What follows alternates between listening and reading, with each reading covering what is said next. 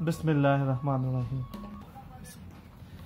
Ji, one of most important topic of electromagnetic induction AC generator. ये structure बना हुआ है, स्ट्रक्चर को देख के हल्का सा ना लग रहा है जैसे हम मोटर को देख रहे हैं। स्ट्रक्चर मिलता जुलता है। यस, एक्चुअली मोटर और जनरेटर का स्ट्रक्चर एग्जैक्टली सेम होता है, वर्किंग ऑपोजिट होती है।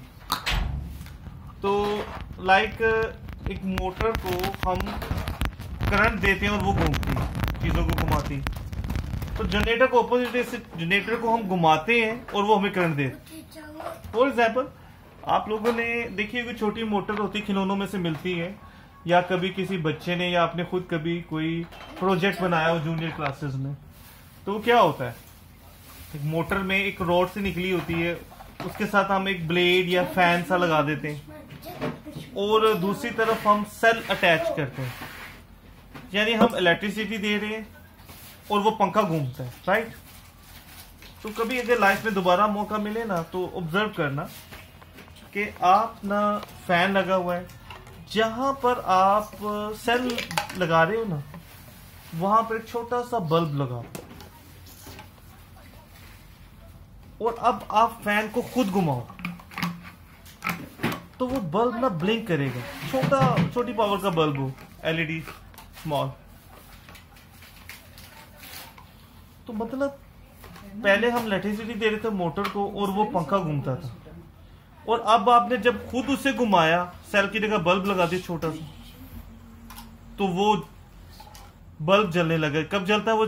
जब उसे करंट मिले। यानी अब आप ब्लेड को घुमा रहे और आप करंट प्रोड्यूस कर रहे, यानी मोटर को उल्टा कर दो तो जनरेटर बन जाता है। यस, स्ट्रक्चर सेम है, लेकिन आपके सिलेबस में कैम्ब्रिज ओ लेवल में डीसी मोटर है ना, डीसी जनरेटर, उसका बिल्कुल ऑपोजिट है डीसी जनरेटर। तो आपके सिलेबस में डीसी में मोटर है, डीसी जनरेटर नहीं है। हमने तो दोनों पढ़े हैं। और इसी तरह एसी जनरेटर और एसी मोटर का स्ट्रक्चर बिल्कुल सेम होता है, लेकिन आपके सिलेबस में डीसी में मोटर है और एसी में जनरेटर, राइट। लेकिन हमने तो दोनों पढ़े हुए हैं। अगर कभी इत्तेफाक हो, आप देखिएगा जो डीसी मोटर का स्ट्रक्चर होता है, डीसी जनरेटर का भी वही, लेकिन फंक्शन उलट होते हैं इनके। यानी मोटर को इलेक्ट्रिसिटी देते हो तो वो आप घूमती है, तो जनरेटर को आप घुमाते हो। तो मोटर की डेफिनेशन थी कि हम उसे इलेक्ट्रिक एनर्जी देते हैं and it gives us mechanical energy. तो जनरेटर की डेफिनेशन बिल्कुल उससे ऑपोजिट है जी। एसी जनरेटर की डेफिनेशन है device which converts mechanical energy to electric energy, यानी मोटर के बिल्कुल ऑपोजिट। अच्छा, मैकेनिकल एनर्जी क्या होते हैं? शुरू से पढ़ते आ रहे हैं, sum of kinetic and potential energy is called mechanical. अच्छा जी, एक एसी जनरेटर का प्रिंसिपल क्या होता है? बेसिक रूल कि ये कॉइल है, इस कॉइल को हम रोटेट करते हैं। तो किसी भी चीज को कैसे रोटेट कर सकते हैं? Clockwise, anti clockwise. तो जब कॉइल रोटेट होती है, जैसे समझे मेरा हाथ है, ये रोटेट कर रहा हूं मैं, तो कभी आपको ज्यादा एरिया नजर आ रहा है, कभी कम, कभी ज्यादा, कभी कम। यानी किसी चीज को अगर हम रोटेट करते जाएं, एग्जाम्पल के तौर पर ये ले लीजिए कॉइल है, तो ये जब घूम रही है कॉन्स्टेंटली, तो कभी आपको ज्यादा एरिया नजर आ रहा है, कभी कम, कभी ज्यादा, कभी कम। तो कॉन्स्टेंटली घूम रही है तो एरिया चेंज हो रहा है।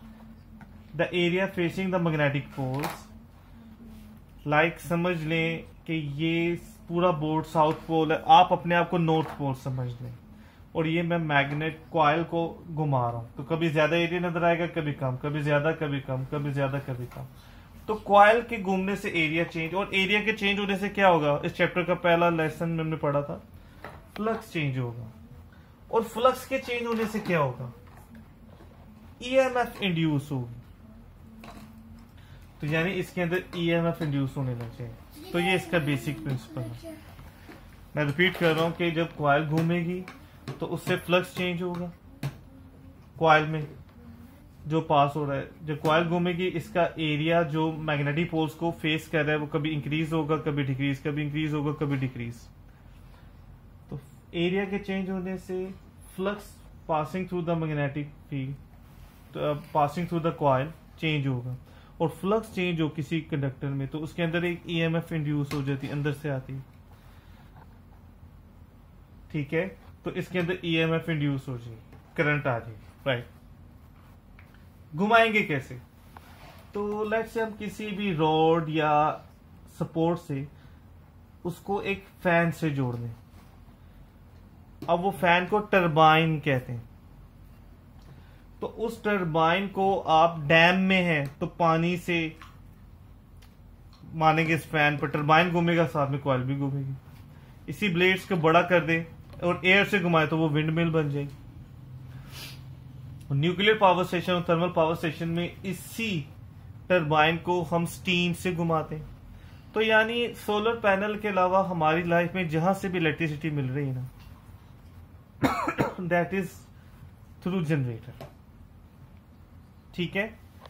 तो वो टरबाइन को घुमाते हैं, कॉइल घूमती है, उसमें ईएमएफ इंड्यूस। तो अब हम जा रहे हैं कि ये एसी ही क्यों है, ऑल्टरनेटिंग। एसी का मतलब ऑल्टरनेटिंग क्यों? Next point is this. बाकी इन पार्ट्स को अभी डिस्कस करना है। आसानी के लिए हमने कॉइल के कॉर्नर्स का नाम ए बी सी डी रख लिया, ऐसा हमने मोटर में भी किया। अब कॉइल घूम रही है तो कोई भी दुनिया में चीज या क्लॉकवाइज घूमती है या एंटी क्लॉकवाइज घूमती है, तो हम सपोज कर लेते हैं कि हम एंटी क्लॉकवाइज घुमा रहे हैं या क्लॉकवाइज, दोनों में से कोई एक ले लिया, एंटी क्लॉकवाइज ले लिया। यानी या इस तरह घूमेगी कॉइल, जैसे मेरे हाथ को कॉइल समझिए, इस तरह घूमेगी या इस तरह, हमने सपोज कर लिया ये। यानी ये साइड बाहर की तरफ आ रही है, सीडी साइड बाहर, बाहर को आउटवर्ड को डॉट से रिप्रेजेंट कर रहे हैं, और ए बी साइड इनवर्ड अंदर की तरफ जा रही है, अंदर को हम क्रॉस से रिप्रेजेंट कर। कॉइल घूम रही है। इस कॉइल की 4 साइड्स हैं, ए बी सी डी। पहला पॉइंट है कि मैग्नेटिक फील्ड की डायरेक्शन क्या होती है, नॉर्थ टू साउथ, और वो magnetic field is all over the area. बस हम लाइन यहां बना रहे हैं कि डायरेक्शन नॉर्थ टू साउथ होती है, लेकिन it is all over the area from north to south. तो पहला पॉइंट जो हम यहां डिस्कस करना चाह रहे हैं वो ये है कि साइड्स बीसी और एडी को गौर से देखें तो ये मैग्नेटिक लाइंस के पैरेलल हैं। तो जो लाइंस पैरेलल हो, एक दूसरे को कट नहीं करती, इट मीन बीसी और एडी ये मैग्नेटिक लाइंस को कट नहीं कर रही। अच्छा, मैग्नेटिक लाइंस को कट करने का मतलब है फ्लक्स चेंज होना, यानी इनमें फ्लक्स चेंज नहीं होगा, क्योंकि ये मैग्नेटिक लाइंस को कट, मैग्नेटिक लाइंस का कट होना, फ्लक्स चेंज होना, एक ही मतलब है। तो इनमें कोई ईएमएफ इंड्यूस नहीं होगी। क्यों? मैग्नेटिक लाइंस को कट नहीं करी, उनके पैरेलल है। समझने के लिए समझे, मेरी फिंगर्स मैग्नेटिक लाइंस इधर जा रही, और आप बीसी को समझ लें, ये बीसी घूम रहा है, बीसी और एडी घूम रहे हैं, लेकिन इस तरह घूम रहे हैं। इस तरह घूमने का मतलब ये है कि जैसे जीब्रा क्रॉसिंग को क्रॉस करना होता है, इस तरह जाना। ये अगर जीब्रा क्रॉसिंग है लेट्स से, तो आप अगर इसे क्रॉस करना चाह रहे हो तो मतलब ये, लेकिन अगर आप इस तरह मूव करे इधर और इधर, क्या आप लाइंस को क्रॉस कर रहे हो? नहीं। तो ये यहीं पर रह के घूम रहे हैं, बीसी और ईडी। बीसी ये मार्कर समझ लें, ये लाइंस को मैग्नेटिक लाइंस तो पैरेलल है, घूम रही हैं, लेकिन लाइंस को क्रॉस नहीं कर रही, एक ही लाइन के ऊपर, जिसके ऊपर वहीं पर ही घूमती जा रही। तो लाइंस को क्रॉस करना, कट करने का मतलब फ्लक्स चेंज होना है, यानी इनमें फ्लक्स चेंज नहीं होता, इनमें ईएमएफ इंड्यूस नहीं है। लेकिन साइड्स ए बी और सी डी में से किसी एक साइड को देख लें, जब कॉइल घूम रही है, लाइक सी डी को देख लें, ये मार्कर सी डी, सी और डी इस तरह ये घूम रहा, आ रहा है जा रहा, आ रहा है जा रहा, आ रहा है जा रहा। तो ये अगर लाइंस क्रॉस कर रहे, आते हुए भी, जाते हुए भी, आते हुए भी, ये लाइंस को कट क्रॉस कर रहे, ठीक है, परपेंडिकुलर लाइंस के। तो लाइक ये लाइंस है, तो ये इस तरह घूम रही, आते हुए भी कट कर रही है, जाते हुए भी कट कर रही है, आते हुए भी कट कर रही है, जाते हुए भी कट कर रही है, ठीक है। तो ये लाइंस को कट कर रही है, इनमें ईएमएफ इंड्यूस होती साइड्स ए बी में और सी डी में। अच्छा, वो ईएमएफ इंड्यूस होगी तो किस डायरेक्शन में होगी? उसके लिए हम लगाएंगे फ्लेमिंग्स राइट हैंड रूल। अच्छा, इससे पहले तो हमने Fleming's left hand rule use किया, ये राइट हैंड रूल कैसे? तो एक बात याद रखनी है कि हर सिचुएशन पर फ्लेमिंग लेफ्ट हैंड रूल ही लगता है, लेकिन जहां इंड्यूस्ड करंट आ रहा है, मुफ्त का करंट आ रहा है, ये ऑपोजिट होता है। लेंजेस लॉ में हमने पढ़ा ना, induce field opposes the cause producing it. तो ये ऑपोजिट डायरेक्शन में होता है। जहां भी इंड्यूस्ड करंट आ रहा है ना, वहां पर आपने राइट हैंड रूल लगाना, बाकी सब सिचुएशन में लेफ्ट हैंड रूल। क्लियर? तो यहां फ्लेमिंग राइट हैंड रूल लगेगा। वो कैसे? या मैप बना दिए कि फर्स्ट फिंगर वही मैग्नेटिक फील्ड की डायरेक्शन में, इस तरह बना लेंगे हम। थंब फोर्स या मूवमेंट की मोशन डायरेक्शन में रखेंगे, और सेकंड फिंगर जो उनसे है ना, वो हमें इंड्यूस करंट की डायरेक्शन बताएगा। ये मैप बना हुआ, अप्लाई करके देख लेते हैं। अच्छा, मैं साइड ए बी पर अप्लाई करके आपको दिखा रहा हूँ राइट हैंड रूल। क्रिस्टल बनाने, first finger north to south, तो वो नॉर्थ टू साउथ इस तरह हो। अच्छा, इस पे फोर्स लग रही है, क्रॉस का मतलब इनवर्ट, क्रॉस यानी मूवमेंट या फोर्स। थंब रिप्रेजेंट कर रहा है, वो इनवर्ट है तो अंदर की तरफ जाएगी, तो पहली फिंगर नॉर्थ टू साउथ इस तरह, और थंब को अंदर ले जाएंगे। थंब को क्रॉस कर रिप्रेजेंट हो रहा है ना इनवर्ट, तो अंदर ले जाएंगे, तो मेरी सेकंड फिंगर नीचे की तरफ आ रही, यानी इसमें करंट आ रहा है डाउनवर्ड। सिमिलरली आप ये रूल इस पर अप्लाई करेंगे सीडी पर, the current would be upward. ठीक है? तो करंट इंड्यूस हो रहा है साइड ए बी और सी डी में, बाकी बी सी और ए डी में नहीं है। लेकिन जब इसका करंट यहां से जाएगा ना, तो कभी भी कोई अपने वायर अपने इलेक्ट्रॉन लूज नहीं करती, वो उतने इलेक्ट्रॉन आगे भेजेगी जितने वो पीछे से उसमें एंटर होंगे। तो जब ये करंट इधर से आगे जाएगा ना,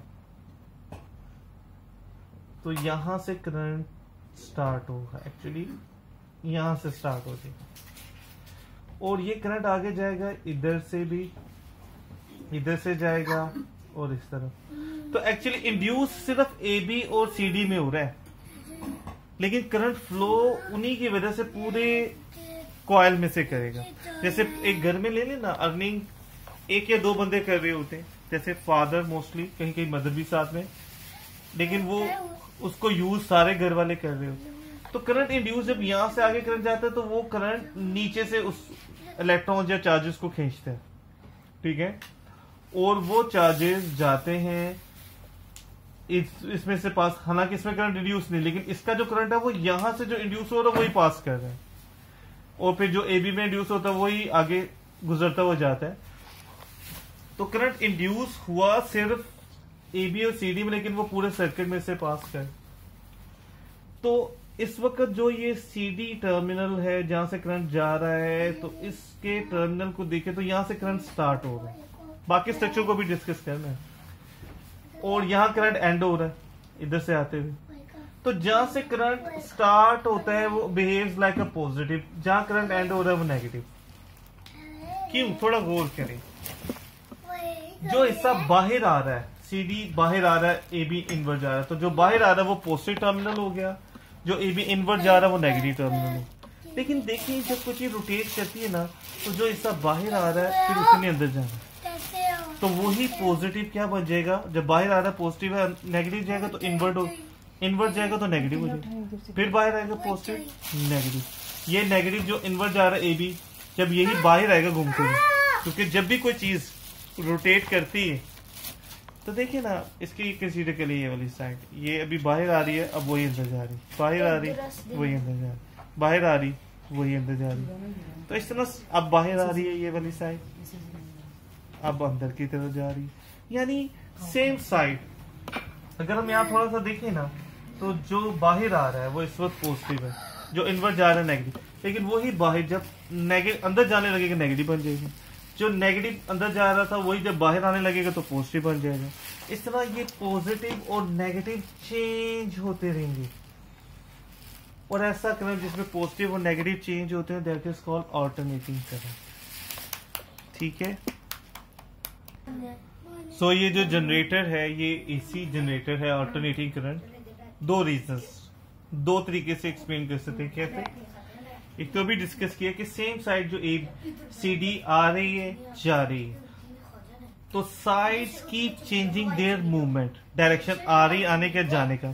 तो जैसे हमने मैग्नेट में सीखा था ना कि कॉइल के पास है तो करंट की डायरेक्शन कुछ और होती है, दूर जाए तो करंट की डायरेक्शन कुछ और होती है। तो इट मींस दिस टेल्स कि sides AB and CD keep changing their direction, so the current और EMF इंड्यूस आल्सो चेंजेस इस डायरेक्शन। तो ऐसे करंट या EMF जो अपनी डायरेक्शन चेंज कर रही हो, दैट इज ऑल्टरनेटिंग। एक रीजन तो ये।